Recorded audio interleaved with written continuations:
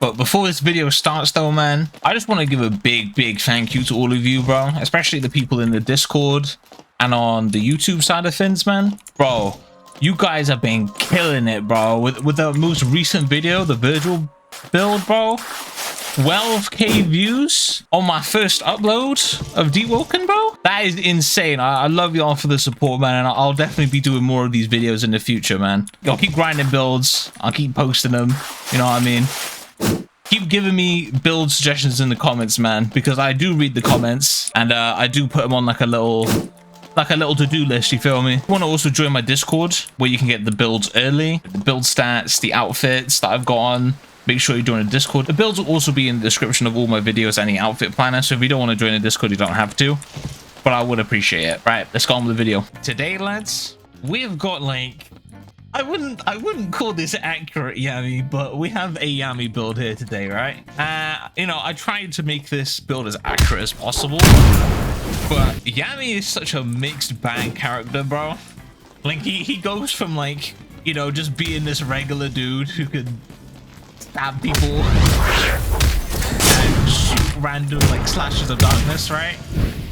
To being able to cut dimensions in half. So that's why I've got a bit of an odd build today, because there's a lot of ways you could do Yami in Deepwoken, right?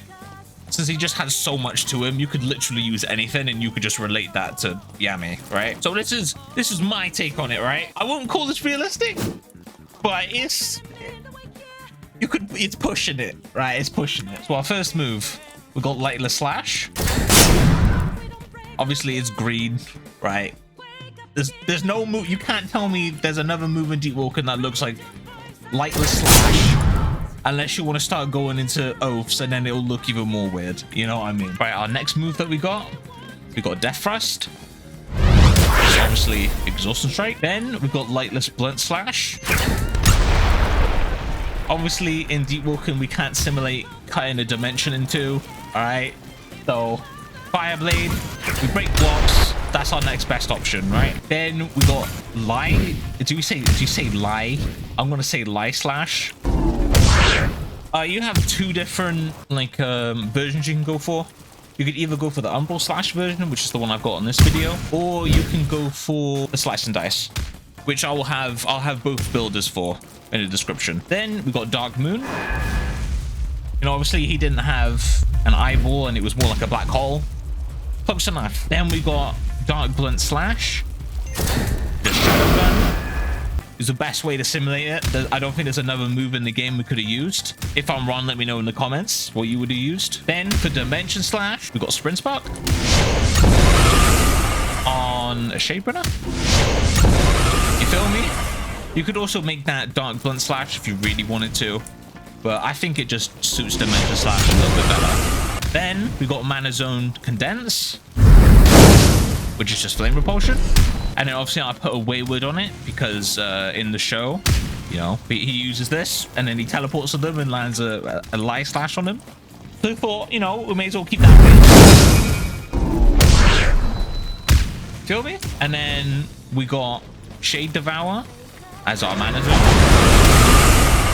You know, it puts a little dark aura around us, you know, to simulate Yami's shadow. That's also another reason why we went Shadow Puppets, to prop that Emperor Flame and to get that flame on us, because it looks like Yami going into Mana Zone. Obviously just ignore the Shadow Puppets, just pretend they don't exist. And then we got Key Sense, which is Neural Pathway. There's like, unless you want to use Rhythm, there's like no way to simulate Key Sense, I don't think.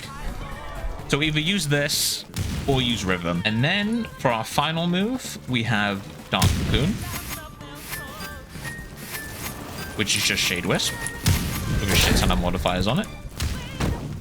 And then obviously I will put the stats on screen. There will be two versions of the build. So on the left is the one that I'm using in this video, and on the right is the one with the change to Umbral Slash, with the Light Slash. And then for your modifiers, obviously you just want to go 4 Aeon Log Stones, 4 Eternal Log Stones on your Black Cocoon. Your Dark Blunt Slash, I went 1 Cloud, 4 Perfect Lenses to try and simulate the sword size as much as possible, because obviously it's him putting shadow into a sword and shooting outwards, so you probably want it similar size to the Katana. For our Lightless Slash, 4 Rush, 4 drift shards. Then for our mana zone, we want 1 blast spark, 1 multiplying spark, and 4 eternal logstones. The reason we've done that is because we put a bloodless on our Shade Devourer